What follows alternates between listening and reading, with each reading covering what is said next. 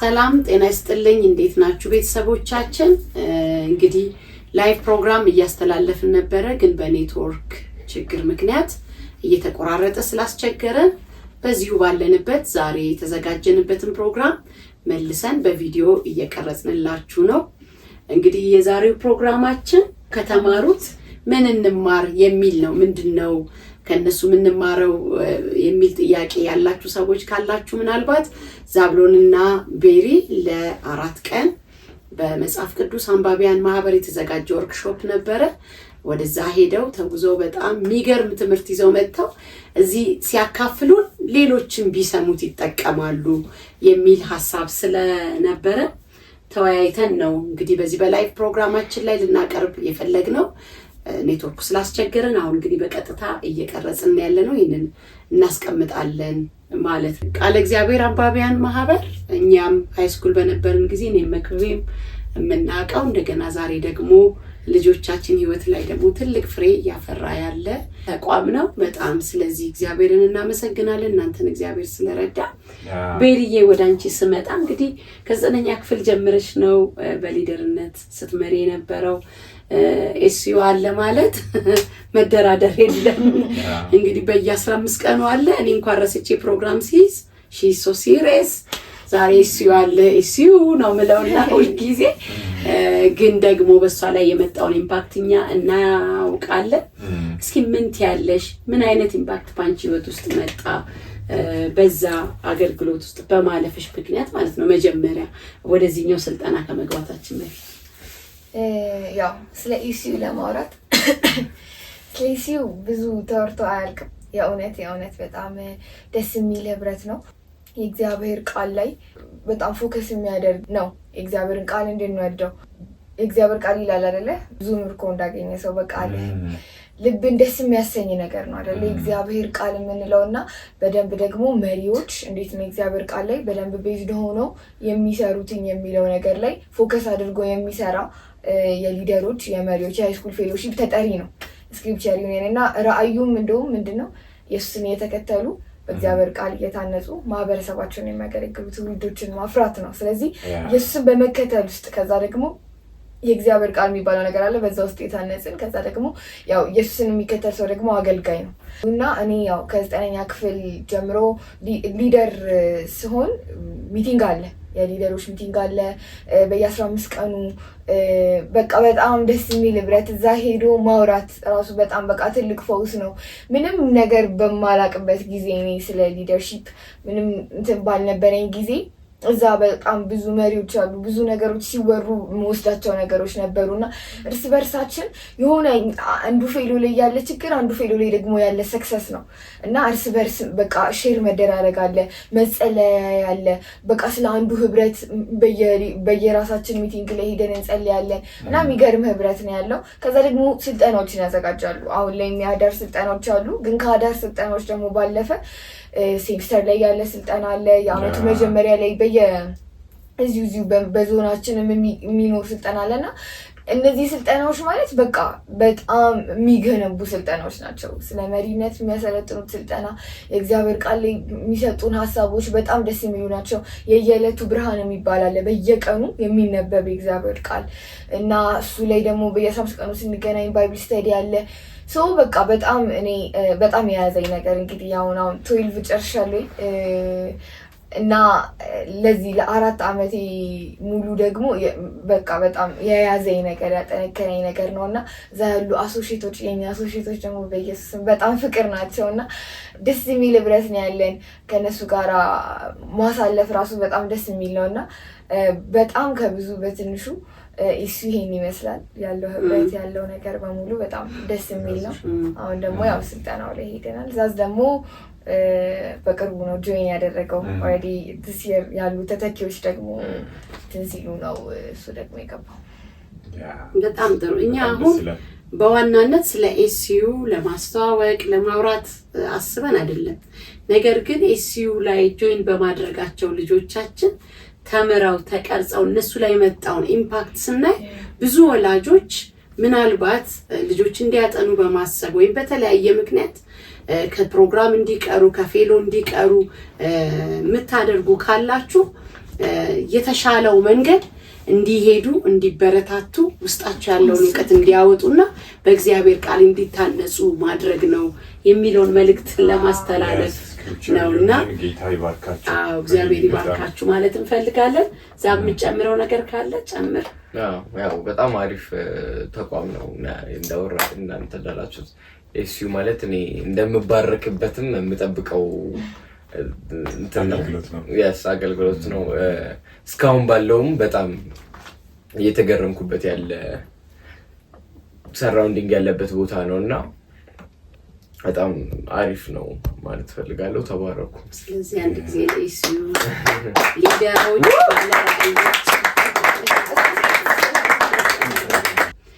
የመጀመሪያ ጥያቄ የሚሆነው እንግዲህ ጉዞአችሁ እንዴት ነበረ? ቤሪ ከዚህ በፊት ሄደሻል፣ ታውቂዋለሽ። አሁን ምን አዲስ ነገር ተጨመረ ከበፊቱ? እንዴት ነበር? እንዴት ሳገኘሽው? ምን ኤክስፔክት አድርገሽ ነበረ? እኔ ከዚህ በፊት ሄጃለሁኝ which means አምና ሄጄ ነበረ። አምና ነበር ይሄ ነገር የተጀመረ የነበረው እና ኦልሞስት 90% ተመሳሳይ ነገር ነው ያለው። ያጠናነው ነገር የተማርነው ነገር ይለያል፣ ግን ደግሞ ሁኔታው ስርዓቱ ያለው ነገር ምናምን ተመሳሳይ ነበረ። ግን ደግሞ አዲስ ያገኘሁት ነገር ምንድነው በአሁኑ በቁጥርም በስተን ነበርና በጣም ያኔ ካገኟቸው ካወቅኳቸው ከተግባባቸው ደግሞ የበለጠ ሰዎችን ተግባብቼ የበለጠ ህብረትን አይቼ አዳብሬ ነበር የመጣሁትኝና በጣም እጅግ ደስ የሚል ጊዜ ነበረ። በጣም የሚጓጓ ነበረ። ከአምና ሄድነው ስፔሻሊ በጣም በቃ በግድ ካልሄድን አይሆንም ብለን ነበረ እና በጣም የሚያጓጓ ነበረ። የዛሬ አመት ትዝ ይለኛል አምና ስንመጣ ብለን ስንዘጋጅ በትክክል ገና እዛ ሆነን እዛው ገና እየሰለጠንን እዛው ገና እያሳለፍን እያወራ እንደዚህ ቁጭ ብለን ቀጣይ አመትማ ምናምን ስንልና ዲስማች በጣም ደስ የሚል ስልጠናው በጣም ደስ ይላል፣ ህብረቱ ደስ ይላል፣ አምልኮ ደስ ይላል። እዛ ያለው በቃ ኢንጌጅመንቱ በጣም ደስ የሚል ነውና ኤቭሪ በቃ እዛ ያለችው የ4 ቀን ላይፍ በጣም በቃ ስርዓትን የምታስቀይር በጣም ደስ የምትል ጊዜ ናትኝና ቢረዝም ቢጨመር ምናምን የሚያስብል ቶሎ ሮጦ የሚያልቅ አይነት ጊዜ ነውና በጣም ደስ የሚል ታይም ነው ያሳለፈኝ ነበር። ዛብ አንተስ እንዴት አገኘኸው? አንተ ደግሞ የመጀመሪያህ ነው ስትሄድ፣ ምናልባት ደግሞ ቤሪ በጣም ዩር ቤስት ፍሬንድ እዚህ ቤት ውስጥ አምናም ያወራችህ ነገር አለ። ዘንድሮ ደግሞ ለመሄድ ስትዘጋጁ መቼም እያወራችሁ ነበር ብዬ አስባለሁኝና እዛ ስትሄድ እንዴት አገኘኸው? ሌላ አሁን ቤሪ ስታወራ ከዲሲፕሊን አንጻርስ ታይም ማኔጅ ከማድረግ አንጻርስ እንዴት ነበረ ያሳለፋችሁት ነገር? ያው እኔ አዲስ ነው የመጀመሪያ ነው፣ ግን ያው እንደጠበኩት ነው። ምክንያቱም አውቄዋለሁ ኦልሬዲ ነግራኝ ነበር። 90% ልበል ያው አሪፍ ነበረ በጣም። እኔ በዛ አማውንት ኦፍ ሰው እንደዚህ አይነት ኳሊቲ ያለው ትምህርት እንደዚህ አይነት ኳሊቲ ያለው ሆስፒታሊቲ እንትኑ ማረፊያ ቦታው ምግቡ ምናምን በጣም የሚገርም ነበር። አሪፍ ነበረ። በጣም የተዘጋጁበት እንደሆነ ያስታውቃል። እና አሁን የጠየቅሽኝ ጥያቄ ደግሞ ታይም ማኔጅመንቱ በጣም ብዙ ነገር ተምረን እንዲህ ዛሬማ ምናምን ብለሽ 7 ሰዓት ሆናል ብለሽ ስትከፍቺ 3 ሰዓት ነው ገና ሰዓቱ ማለት በጣም ታይም አይሄድም ስልሽ በትክክል ነው የምትጠቀሚው። እዛ ተብቃቅቶ በጣም ብዙ ነገር ታጠኝበታለሽ አንዱን ሰዓት እና በጣም ታይም ማኔጅመንቱን በጣም እኔ ያደነኩት ነገር ነው እና እንደዚህ ነበረ። ያለውም አንድ ቀን ነው ከገባ ነው አንድ ቀን ከገባን አንድ ቀን አልፎን በኔክስት ዴይ ስናወራ ከትላንት ወዲያ ነው ወይም ከትላንት ወዲያ ምናምን እንላለን። በአንድ ቀን ውስጥ የሚሰራው ስራ የአንድ ሳምንት ስራ ነው የሚመስለው እና ጠዋት የእውነታው ማታ ላይ ሆነን ጠዋት ያደረግነው ነገር ከትላንት ወዲያ ያደረግነው ጉዳይ ነው ወይስ ትላንትና ነው ያልኩሽ ይሄን ነገር ምናምን እንባባላለን። ጠዋት ነው ያደረግነው እና ብዙ ነገሮች በቃ ኢፌክቲቭሊ ይሰራሉ። ታይም ባውንድድ ነው፣ ስኬጁልድ ነው ምናምን። አንድ ቀን እንደዚህ በጣም ብዙ ነው ወይ ብዙ ነገር ይሰራበታል። ሲኮን በመኝታ ያልፋል ኦር የተለያየ ነገር በማድረግ እንደዚህ ሳናስበው 6 ሰዓት ይደርሳል፣ 8 ሰዓት ይሆናል ምንም ሳይሰራበት ማለት ነው። ግን ደግሞ ማኔጅ ሲደረግ ደግሞ በጣም ውጤታማ የሆኑ ስራዎች እየተሰሩ እንዴ አንድ ቀን የዚህን ያህል ርዝመት አለው ይሄን ያህል ነው እንዴ ያስበላልና እሱን እንድታነሱት ስለፈለኩ ነው። ምክንያቱም ጊዜያችንን በአግባቡ ማኔጅ ስናደርገው ምን ያህል ውጤታማ እንደሚያደርገን እንደምንጠቀም። ስንፍና ግን የምንዘራው ስንፍና ከሆነ የምናጭደውም ያንን ይሆንና እኛም ደስተኞች አንሆንም። ስለዚህ ታይም ማኔጅመንት አይ ቲንክ ተመራችኋል ብዬ አስባለሁ ከዛ ከመጣችሁ በኋላ እና ተገብሩታላችሁ ብዬም አስባለሁ። ካልሆነ ያው ሪፖርት እናደርጋለን ለዩኒየን ስክሪፕቸር አባላት ማለት ነው። ምን የምትጨምረው ነገር አለ እዚህ ላይ? አይኔ ቀጥታ እንግዲህ የቀጥታ ስርጭቱ ከተቋረጠ አሁን የተነሱ ፖይንቶች ነበሩ። ምንድነው እሱ ያጠናችሁበት አግባብ እንዴት ነበረ? ምናልባት እንግዲህ መጀመሪያ መግቢያውን አንስተን ነበረ፣ ግን ከመግቢያውን ባለፈ እንደ ዋና ነገር የምትሉትንም ነገር ብታነሱ በጣም ደስ ይላል። እዛ አሁን ለምሳሌ ስለ ሴኩሪቲው በጣም እዛ ጥበቃው እንዴት ነበረ ምናምን ብለን አንስተን ነበር። ምናልባት እዚህ ላይ መድገም ካለብን ብንደግመው ከጉዟችሁም ባለፈ እዛ የነበረው ምቹ ሁኔታ ነበር። ምክንያቱም አሁን ቅድም በጣም ትልልቅ ፖይንቶችን ስናነሳ ነበረ።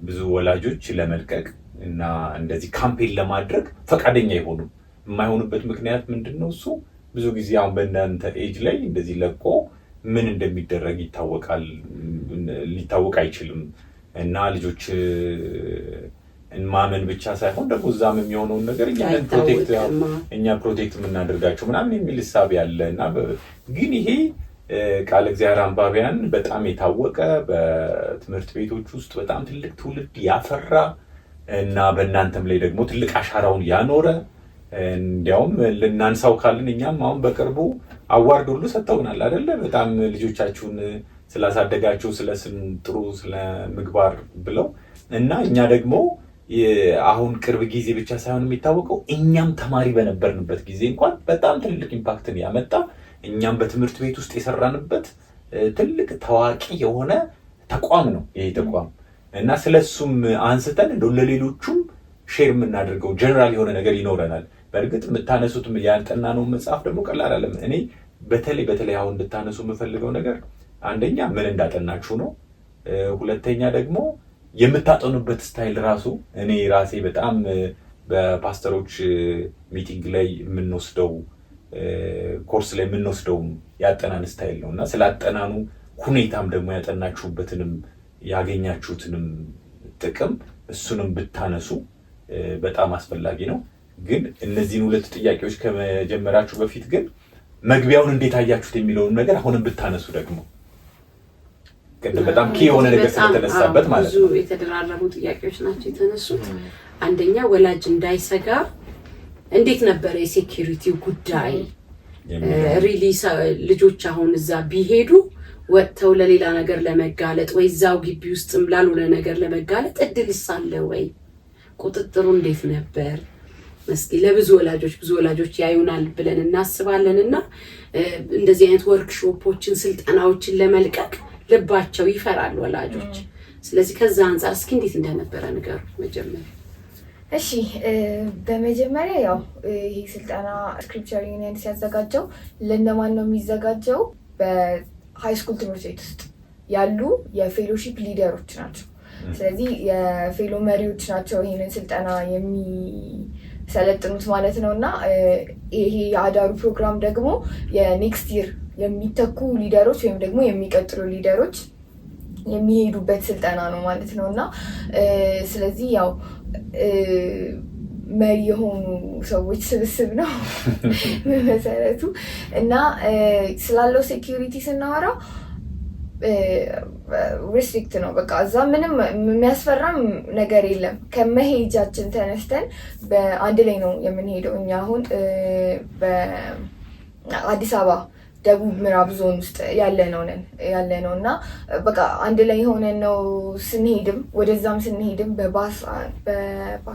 በትራንስፖርት አብረን ነበር ይሄድ ነው የነበረው እና ከተለያየ ቦታ ነው የመጡት ሰዎች በአዲስ አበባ እና ዙሪያ ላይ ላሉት ሃይ ስኩል ትምህርት ቤት ሊደሮች የተዘጋጀ ስልጠና ነው እና የተለያዩ አይነት አካባቢዎች ከአዳማ፣ ሞጆ፣ መቂ፣ ወሊሶ እኔ ያው በጣም አሁን ትዝ የሚሉኝ በጣም ማድረሳቸው እነዚህ አሉ። ከዛ አዲስ አካባቢዎቹ ያሉ ናቸው እና አዲስ አበባና አካባቢ ላይ ያሉ ናቸው። ስለዚህ በየቦታው በየዞኑ ያሉ ቮለንቲርስ አሉ፣ አሶሺዬቶች አሉ። ስለዚህ በእነሱ ነው አንደኛ ነገር ወደዛም ስንሄድ ከዛም ደግሞ እዛ ከገባንም በኋላ ደግሞ በጣም በቃ ኃላፊነት የሚሰማቸው ኃላፊነትን የሚወስዱ የእውነት እንደ እናት በቃ እንደ አባት የሚሆኑ ናቸው ያሉትኝ እና ጥበቃውም አሪፍ ነገር ነው። እዛ ውስጥም ደግሞ ስጋት የለም በምንም አይነት ጉዳይ። ኤቭሪ ነገር ኒዲ ለሆንባቸው ነገሮች በቃ ከራሳቸው አውጥተው ለመስጠት እንደ ቤተሰብ ሆነው እንደ እናት ሆነው እንደ አባት ሆነው ለማስተናገድ በጣም ልባቸው ሰፊ የሆኑ ሰዎች ናቸው እና እዛ ስገባ የመጀመሪያ ቀንም ሩሎች ተነግረውን ነበረ። መውጣት አይቻልም፣ ከግቢ መውጣት አይቻልም። አንዴ እዛ ከገባን በኋላ አንወጣም። ነሰሰሪ የሆነ ነገር እንኳን ካለ አሶሲዬቶች አሉ። ስለዚህ አሶሲዬቶቻችንን ነው የምናናግረው። በእነሱ ነው እንደዚህ አይነት ነገሮች የሚሆኑትኝና መውጣት ምናምን የሚባሉ ጉዳዮች የሉም። ከዛም ደግሞ በቃ እዛ ኢንኬዝ ምግብ ወይ የሆነ ነገር ብቻ ወይ በቃ የሆነ ችግር ኖሮበት እንኳን የሚታመም ወይ የሆነ ነገር እንኳን አንድ ቢፈጠር እንኳን በቃ በጣም ነው የሚንከባከቡት።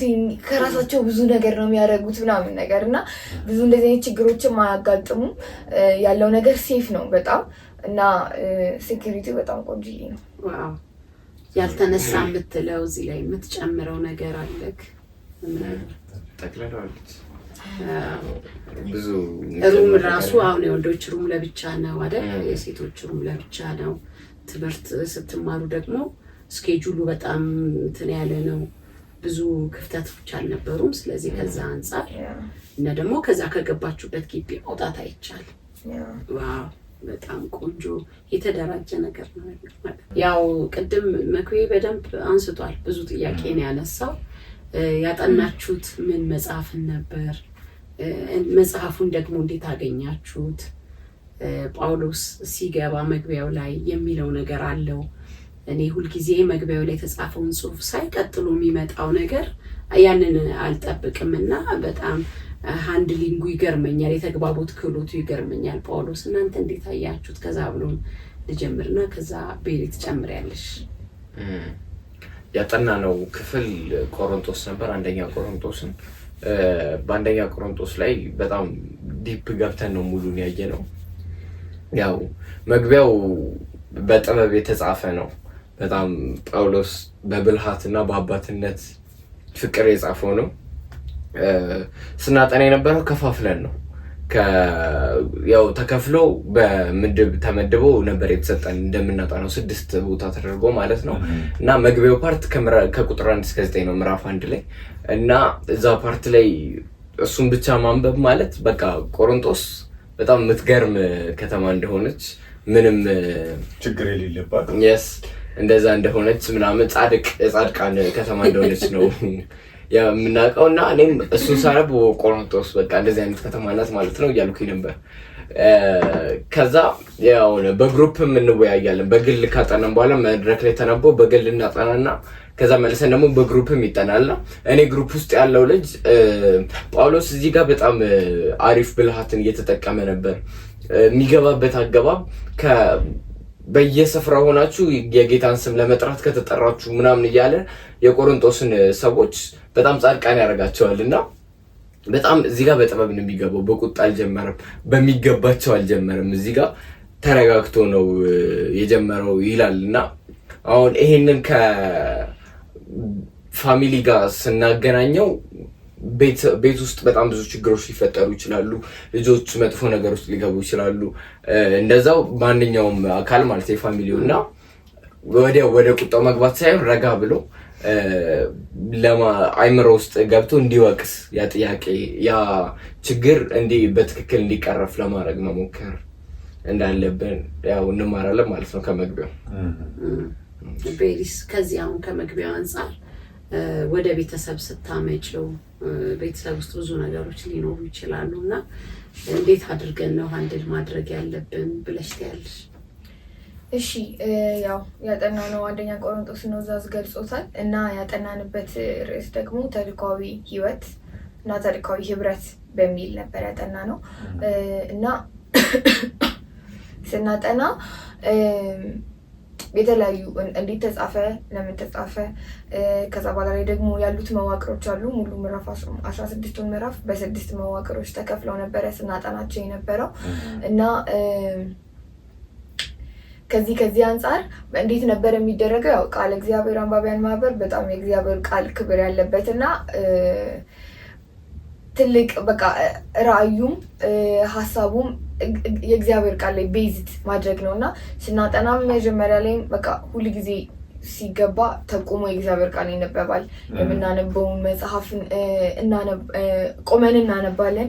ከዛ እንደገና ደግሞ ሌላ ደቂቃ ይሰጠናል፣ በግላችን እናነባለን። ከዛ ደግሞ ሌላ ደቂቃ ይሰጠናል፣ በግሩፕ እንወያየዋለን። ከዛ እንደገና ደግሞ አስተማሪዎች ደግሞ አሉ ያስተምሩናል። በጣም ሀምብል የሆኑ በጣም በቃ ይሄ እንደ እውቀታቸው ሳይሆኑ እኛ ጋር የሚቀርቡ ሳይሆኑ በጣም አይነት አስጠኞች ናቸው እና በጣም ነው ደስ የሚሉትኝ እዛ ያሉትኝ እሱ ላይ ያሉት ስታፎች ማለት ነው። እና ወደ ጥናቱ ደግሞ ስንመጣ የቆሮንቶስን መጽሐፍ እንዴት ነው መግቢያው ላይ ዛዝም ተናግሮት ነበረ። በጣም ጳውሎስ ጥበብ በተሞላው መንገድ የአባታዊ የሆነ ፍቅሩን ከክርስቶስ የወሰደው ነገር አለ፣ ከክርስቶስ ሼር ያደረገው ነገር አለ፣ ፍቅርን ማለት ነው። እና እሱን ነገር ደግሞ ለቆሮንቶስ ሰዎችን ሲገልጽላቸው በቃ ብዙ ችግር የሚነሳባቸው ሰዎች አይመስሉም። የመጀመሪያው ስለ ቆሮንቶስ ሲነገር እና ምንም ስለ ቆሮንቶስ ሳያውቅ የሚጀምር ሰው በጣም አጨብጭቦ ነው ለቆሮንቶስ የሚጀምረው። እንዴት ታድለው ነው የሚለው እና የእውነትም ግን እየሰከሳቸውም እየዋሻቸውም አይደለም። ጳውሎስ ሲያይ ስለነሱ ችግራቸውን ሲያይ ችግራቸው አይሸፍንበትም የነሱን መልካም ነገር። ያንን ማውጣት ይችላል። ያንን ጥሩ መልካም ነገራቸውን፣ ጥሩ ጎናቸውን፣ የሆኑትን ያደረጉትን ነገር ማውጣት ይችላል። ስለዚህ በጣም በቃ ከነሱ ጋር የነበረው የነሱን ልብ ያገኘበት የነሱን ሀሳብ ያገኘበት መንገድ በጣም የሚገርም ነበር እና በቃ ሲገልጽላቸው በንግግር በልጽጋቸዋል፣ በእውቀት በልጽጋቸዋል፣ የተነገራችሁን ያንን ትንቢት ያንን ወንጌል ደግሞ ይዛችኋል፣ በዛ ጸንታችኋል እያለ ይላቸዋል እና በቃ የምትመሰክሩ ናችሁ እናንተ የእናንተን የኛ የሆነውን ጌታ የምትመሰክሩ ለእናንተ ይሄንን መልእክት የጻፍኩትኝ እያለ በመግቢያ ላይ ይነግራቸዋል እና በቃ ያለ ነቀፋ ደግሞ እንድትገኙ ደግሞ በዚሁ ደግሞ እንድትቀጥሉ ያ እግዚአብሔር ደግሞ የታመነ ነው ያመናችሁት አምላክ እያለ ብዙ ነገር ይላቸዋል እና ከዛም በኋላ ላይ ብዙ ችግሮች አሉ ስንከፋፍላቸው እዚህ ጋራ ከዛ ቀጥሎ ይሄ ከምዕራፍ 1 እስከ 9 ነው ይሄኛው። ከዛ በኋላ ላይ ከምዕራፍ 1 ከቁጥር 1 እስከ 9 ነው። ከዛ ከቁጥር 10 ጀምሮ ደግሞ መከፋፈል አለ። በመካከላቸው የነበረ መከፋፈል ነበረ። እንደዚህ የተባሉት ናቸው እዚህ ጋራ እኔ የጳውሎስ ነኝ እኔ የአጵሎስ ነኝ እያሉ በዚህ ልክ የሚሆኑት ምናምን ትላላችሁ የሚያደርጓቸው ነገሮች። ከዛ እርስ በርሳቸው የነበረ መከፋፈል ነበረ።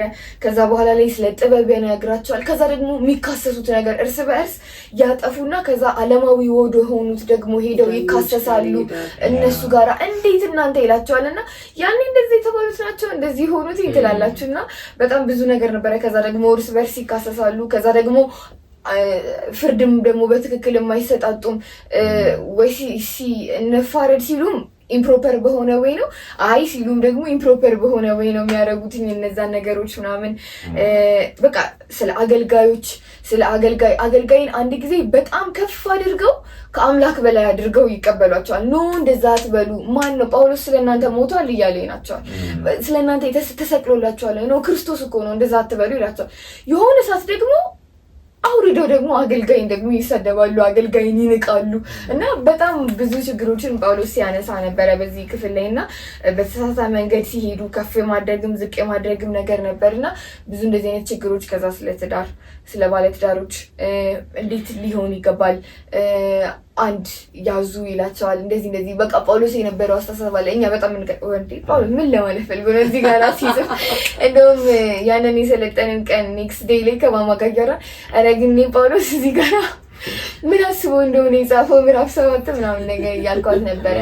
ከዛ ደግሞ ብዙ የሚያከራክሩ ነገሮችን በቃ ብዙ ስለ ቆሮንቶስ እየተባሉትን ነገሮች አሁን ስለዚህ ጉዳይ ጽፍላችኋለሁ፣ አሁን ስለዚህ ጉዳይ ጽፍላችኋለሁ እያለ ዲቴይል እነሱን አውርቶ ነበር ማለት ነው። እና እኛም በእነዚህ መልኩ ከፋፍለን በጣም በግሩፕ ስናወራው በግል ስናጠናው ከዛ ደግሞ የሚያስጠኑንም ሰዎች ሲያስጠኑ ነበርና ይህንን ይመስላል ኢንጀነራል። በጣም ጥልቅ ቁፋሮ ይሉታል አይደለ? በጣም መጽሐፉን መቆፈር፣ የእግዚአብሔርን ቃል መቆፈር። ቅድም ብዛዝ ነው ሲናገር የሰማሁት መጀመሪያ ላይ ዝም ብሎ እያነበበ ያለ ሰው በደንብ ጠለቅ ብሎ እየገባ እየቆፈረ ካልሄደ ይህን ነገር ሊያገኘው አይችልም። እና ግን ማየት ቻለን። በጣም በተለይ ደግሞ የጳውሎስን የኮሚኒኬሽን ስኪል የተግባቦት መጀመሪያ ልባቸውን የያዘበት መንገድ ከእናንተ በጣም ብዙ የተማርነው ማለት በእውነት ማንኛውንም ሰው የፈለገ ችግር ቢኖርበት መጀመሪያ አቀራረባችን በጣም ወሳኝ እንደሆነ በአቀራቢው ቅድም ሲባል ነበረ።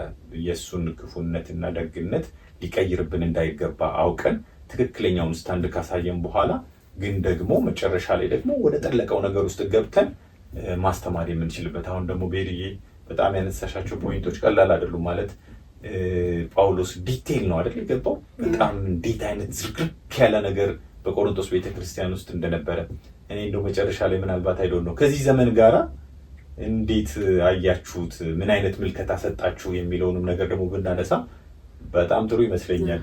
እዚህ ዘመን ላይ የምታዩቸው አገልጋዮች አሉ። በዚህ ዘመን ላይ የምታዩት የቤተክርስቲያን መልክ አለ። በዚህ ዘመን ላይ የምታዩት ብዙ በትምህርት ቤት ውስጥ በፌሎሺፕ በምታገለግሉበት ጊዜ ራሱን የቻለ ሌላ መልክ እየያዘ ያለ ነገር አለና ከዚህ ከቆሮንቶስ ቤተክርስቲያን ጋር ስታነጻጽሩት እንደው ሴትል እንድታደርጉ አትሊስት በቃ መረጋጋት አለብን እንዲህ አይነትም ዘመን ነበረ በእነሱም ዘመን የሚል ነገር አለ ወይስ እንዴት ታቀርቡታላችሁ? እንዴት ግን እዛ ወደ አፕሊኬሽኑ እንምጣ። ምክንያቱም ብዙ ሰዓት እንዳናቆያችሁ በኦንላይንም አብረን ነበርን እና አሁን ከኦንላይን ዘግተነው ወደ ቪዲዮ እያደረግነው ስላለ ብዙ እንዳናቆያችሁ። እስኪ ጥያቄ እዛ ብለውን ይመልስና ከዛ ቤት ትጨምሪያለሽ። አዎ እና ወደ መጨረሻው እንሄዳለን። ከረንትሊ ጳውሎስ ለቆሮንቶስ የሚመክራቸው የነበረው ምክር ለዚህም አሁን ላለውም ዘመን በጣም በጣም የሚሰራ ነው። የምናየው ነገር ከቆሮንቶስ ሰዎች ላይ ካሉት ነገር በጣም የሚመሳሰል ነው አለ። አሁንም እንደዚህ አይነት ችግር ፒፕሉ ወደ በጣም ወደ ብዙ ዳይቨርስ ወደ ሆኑ ችግሮች ገብቷል። ልክ እንደ ቆሮንቶስ ሰዎች ማለት በቆሮንቶስ ከተማ እንደነበሩ ሰዎችና የቆሮንቶስ ምክር በመጽሐፍ ቅዱስ ተጽፎ መቀመጡ በጣም ይጠቅመናል አሁን ላለው ዘመን ማለት ነው። አሁንም መነበብ ያለበት መጣናት ያለበት ጳውሎስ በጣም ምክሩ መሰማት ያለበት ዘመን ላይ ነን እላለሁ። በተለይ ቆሮንቶስ ላይ ያለው ምክር ለዚህ ዘመን በጣም ያስፈልጋል። ትክክል ነገር ነው። ቤሪዬ ጥሩ ነው ማለት ያያችሁት ነገር እንዳለ አይ ነው። ምናልባት የሚነሳም ፖይንትም ካለ ያው ቆሮንቶስ ላይ በቃ አጸያፊ የሚባሉ ኃጢአቶች፣ ከባድ የሚባሉ ኃጢአቶች ተገልጸዋል። በዚህ ዘመን ደግሞ ሁሉም አሉ። ቆሮንቶሳውያን ያደረጓቸው ነገሮች ብሰው ነው ያሉትኝና አንድ ሀሳብ ላነሳ ነበረ። ምንድነው አሁን ለምሳሌ ስለ መከፋፈልን መጀመሪያ ላይ ያወራው እኔ እንትና ነኝ ምናምን ነገር የሚሉት ክርስቶስ አልነበረም። ደምቆ ተስሎ የነበረው ክርስቶስ በቃ ጠፍቶ ነበረ። ከዛ በኋላ ላይ ግን እነሱ ወርደው በመካከላቸው የነበረ መከፋፈል ነበረ እና ወደይስም እንደዚህ አይነት ነገሮች ብዙ አሉ። በክርስቲያኖች መካከል በጣም መከፋፈሎች በጣም ብዙ አሉ። ከዛም በኋላ ላይ ደግሞ እናንተ ዓለማውያን እንኳን እንደዚህ ቢያደርጉ እኮ ይሄ ነገር ከባድ ነው፣ እንዴት እናንተ ይሄንን ነገር ታደርጋላችሁ ይላቸዋል። እና ብዙ ነገሮች እኛም ጋራ ስናያቸው ከባድ ናቸው እና ይሄ ሀሳብ ትንሽ ጠፍቶብኝ ነው እስካስታውሰው ድረስ። ሌላው ደግሞ በጣም ብዙ የሚያነሷቸው ነገሮች ነበሩ። ስለ የአስተምህሮት ችግሮች፣ ስለ ውሃ ጥምቀት የሚያነሷቸው ነገሮች ነበሩ። ከዛ ደግሞ የሙታን ትንሣኤ ምናምን ነገር የሚነሱ ብዙ ችግሮች ነበሩና አሁን ላይ ሰዎች የሚያስቧቸው የራሳቸው የሆነ አመለካከት አለና ጳውሎስ ለዚህ ዘመንም ኮስችን ነው በዛን ጊዜ በቆሮንቶስ ዘንድም ሲመልስ የነበረውና ችግሮቻችንን የምንፈታበት መንገድ አሁን ላይ ራሱ በጣም በቃ እርስ በእርስ ባለን ግንኙነት ወስደን የምንሰጠው ለእግዚአብሔር ነው፣ ቅን ፈራጅ ለሆነው ለእግዚአብሔር ነው ወይስ ደግሞ በቃ ይሄ አደባባይ ላይ ነው የምታሰጡት እናንተ ችግራችሁን እንዴት እርስ በእርሳችሁ ተላልፋችሁ ትሰጣጣላችሁ ሲል ነበርና እንደዚህ አይነት ችግሮች ያው የቆሮንቶስ ችግር ብዙ አለና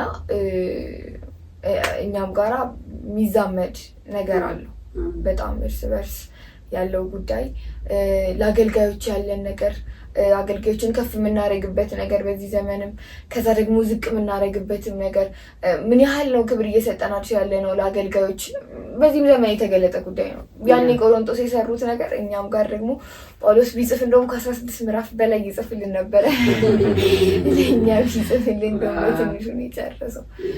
እውነት ነው። የሚገርም ነገር ነው። እንደው ብዛ ላይ ክርስቶስ ተከፋፍሏል ወይ ብሎ ይጠይቃቸዋል አይደለ? ለምንድን እንደዚህ ጳውሎስ አደረገ? ማንም ቢሰራ ቢተክል ቢያጠጣ ምን የሚያሳድገው እግዚአብሔር ነው። መታየት ያለበት እግዚአብሔር ነው። ክብር ለሚገባው ነው ክብር መስጠት ያለብን አይነት የሚል መልእክት ነበረው። በጣም ድንቅ ነገር ነው እያነሳችሁ ያላችሁት። ማርዬ ከዚህ ሁሉ ከሰማሽው ውስጥ እስኪ ልጠይቂው ጥያቄ አለ?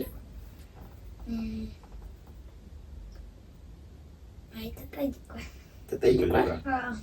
ሁሉም ነገር ተነስቷል። ምን ግን በጣም እኔ ማርዬን መጠየቅ የምፈልገው እንዴት ነው አሁን ትራኩ ማለት ስቴፕ አለ አይደለ? ደረጃ 1 ደረጃ 2 ደረጃ እያለ ነው የሚሄደው እና ከታላላቆችሽ ደግሞ እያየሽ ያለውን ነገር እንዴት ትገልጨዋለሽ? ነገ ደግሞ አንቺም በትምህርት ቤት ውስጥ የጌታን ሕይወት መግለጥ ለጌታ መኖር አንዱ ከጌታ ዘንድ የተሰጠን ሕይወት ነውና ያስቀናልም ብሎ መጨረስ ይቻላል። ግን እንዴት እያየሽው እንዳለ በአንቺ አማርኛ እስቲ ጠቅለል አድርጊውና እንጨርስ። ያው በእኔ አማርኛ ጥሩ ነው።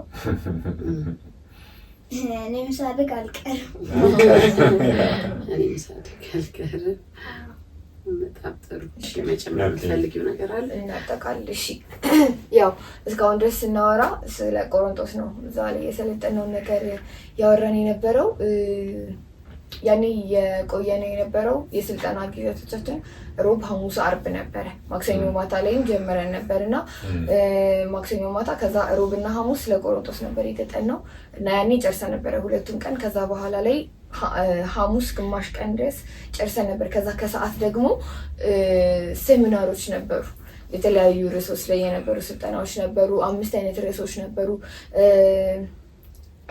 ሰርቫንት ሊደርሺፕ ነበረ፣ አካዳሚክ ኤክሰለንስ ነበረ፣ ፒሲኤስ ነበር፣ ፕሪኬርሽን። ከዛ በኋላ ላይ ስለ ፒዩሪቲ ነበረ። ከዛ ደግሞ ባይብል ስተዲ ነበር እና በእነዚህ 5 ክፍሎች ደግሞ የተለያዩ 5 አሰልጣኞች የነበሩበት ነበረ። እዛ ላይ የነበረው ሰው ደግሞ የተለያየ አሁን እዛ ላይ የነበሩ የተለያዩ መሪዎች አሉ። ከአንድ ፌሎ የመጡ ብዙዎች አሉ። ስለዚህ የተለያየ ቦታ ገብተን ደግሞ ሰልጥነን ወተን ደግሞ ሼር እንድናደርግ ደግሞ እንደዚህ አይነት ስልጠናዎችንም ስንወስድ ነበረ። በጣም ደስ የሚል የሚደንቅ ስልጠና ነበር እና እኔ አምናም ስሰለጥን በቃ ስለ ወርልድ ቪው ነበር። አምናም በኢየሱስም በጣም ወድጄው የሰለጠንኩት ስልጠና ነበረ። በዚህ ዓመት የነበረው ሴሚናር ደግሞ የሚገርም ነበርና ሊናዛዝም የተለያየ ነበር የገባ ነው። ዛዝ ባይብል ስተዲ ነበር የገባው። እኔ ደግሞ ፒዩሪቲ ነበር የገባሁት እና ትንሽ ነገር ስለሱ በጣም አንደኛ በጣም ደስ ይላል። አስተማሪያችን ሮቦት ነበረች። በጣም በቃ ደስ የሚል ነገር ሼር ተደርገናል። እንዴት ነው ህይወታችን በአጠቃላይ ኢንጀነራል ሳወራው እግዚአብሔርን ለማስደሰት እግዚአብሔርን ደስ የሚያሰኝን ህይወት ለመኖር ነው በቃ የኛ ጉዞ ሊሆን የሚገባው እና እኛንም አይደለም እናስደስተው፣ ቤተሰባችንንም አይደለም ማንንም አይደለም እናስደስተው፣ እግዚአብሔርን ያስደስተዋል። ህይወታችንን በምንኖርበት ጊዜ ኮስችን ማድረግ ያለብን ነገር ይሄ ነገር እግዚአብሔርን ያስደስተዋል፣ ለእግዚአብሔር ደስታ ለእግዚአብሔር ክብር ነው ወይ የሚለው ጉዳይ ነው እና አሪፍ ነበረ። ዛዝ ደግሞ ባይብል ስተዲ ነበር የሰለጠነው። ምን አገኘህ አንተስ? እሷ ፒዩሪቲ ላይ ገብታ ያው ፒዩሪቲ ማለት ኦል አባውት እግዚአብሔርን ስለማስደሰት እግዚአብሔርን ደስ የሚያሰኝ ህይወት ቅድስና ለእግዚአብሔር የሚል ነው ማለት ነው። አንተስ ባይብል ስተዲ ላይ ገብተህ ምን የተለየ ያጠናን ዘዴ ምን አገኘህ? ባይብል ስተዲ ላይ ገብቼ በጣም የሚገርም ስልጠና ነበረን። ያው እኔ ፒፕሉ ለምን ሌላ ነገር እንደመረጠ አናውቅም። በጣም አሪፍ ጊዜ ነበረ። አሪፍ ስልጠና ነበረ። እኔ እዛ ባይብል ስተዲ ላይ በሰለጠነው መሰረት እንዴት እንደሚጠናም ብቻ ሳይሆን ለምን እንደሚጠናው ለምንድን ነው ሰው ለምንድን ነው የሚያጠናው? ሜቢ ስብከት ስላለበት ብቻ ሊሆን ይችላል። ሜቢ ጓደኞቹ ሲያወሩ ወይኔ ታደሉ መጽሐፍ ቅዱስ ያውቃሉ እኮ ብሎ ሊሆን ይችላል። ግን በትክክለኛ ማጥናት ያለብን ምክንያት ምንድን ነው የሚለውን ሌላ ደግሞ የሚጠናበትን መንገድ ኢንዳክቲቭ ዲዳክቲቭ ምናምን የሚሉ መንገዶችን አይተናል። በትክክል ከጥያቄዎች እንዴት መጠየቅ እንዳለብን መጥፎ ጥያቄ፣ ጥሩ ጥያቄ አሉ ጥያቄዎች አጠያየቅ፣ ከዛ በኋላ አነባበባችን ምናምን ባይብል ስተዲ ላይ በጣም አሪፍ ስልጠና ነበር የወሰድነው ማለት ነው። በዚህ አጋጣሚ እንግዲህ ዩኒየን ስክሪፕቸር ቃል እግዚአብሔር አንባቢያን ማህበርን ለረጅም ጊዜ የዘለቀ ብዙ ወጣቶች ህይወት ላይ ኢምፓክት ያመጣ እኛም በዛ አልፈን ዛሬ ደግሞ ልጆቻችንን ስናይ ይገርመናልና ይህንን ራዕይ ብዙ ሰዎች ሊደግፉት ይገባል ብለን መናገር እንፈልጋለን። እኛም በምንችለው እንደግፋለን ማለት ነው። ተባረኩ። ልጆቻችን ላይ ትልቅ ለውጥ መጥቷል። ስለዚህ ቴንክ ዩ ማለት እግዚአብሔር ይባርካችሁ።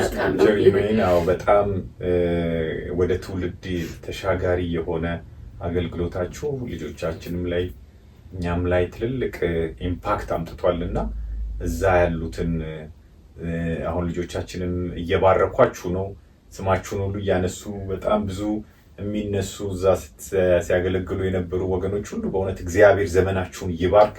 በእናንተ ደግሞ የሚቀጥለው ዘር አሁን የተዘራው ዘር የሚቀጥለው ደግሞ ፍሬ ፈርቶ እናያለን እና በአጽንኦት እየተሰራና ከልጆቻችን ላይ ደግሞ የተሰማው መልካም የሆነ ይህንን የተዘራውን ዘር ፍታውን ለመቅመስ ችለናል።